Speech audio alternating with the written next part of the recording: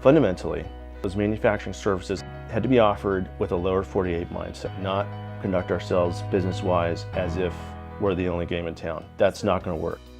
I'm Hans Vogel, and I'm one of the co-founders of Triveris and TriJet.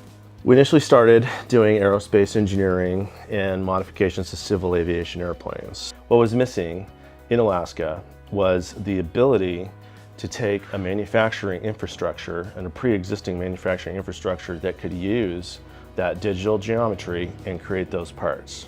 So fundamentally, we thought, well, how do we do this? We're creating this design. We want to be part of the manufacturing model.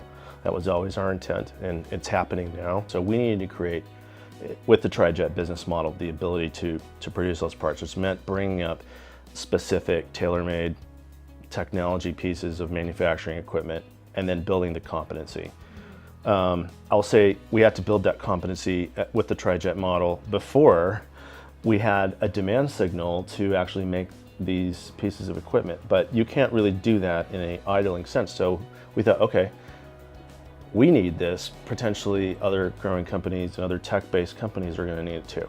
Fundamentally, the absolute biggest issue is logistics, is a little extra distance between us and in the marketplace, a little extra distance between us and supply chains, which I also think we have to be absolutely better with our regulatory environment.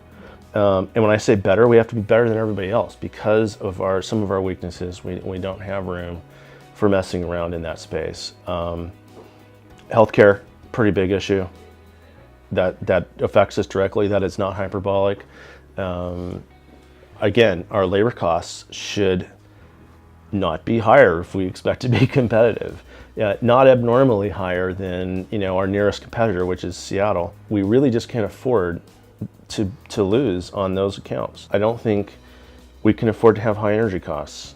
I don't think the planning and intentions of state government are really tuned for a value-added export mindset, but cost of energy is a pretty big deal. We started working on a project for the Department of Defense with the Navy to build a high-efficiency outdoor surface cleaning machine for aircraft carriers.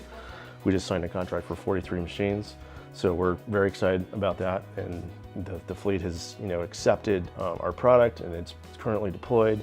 Yeah, and in fact today, 65–70% of all of our business is outside work. It's not oil and gas based, and it's not even Triveris based.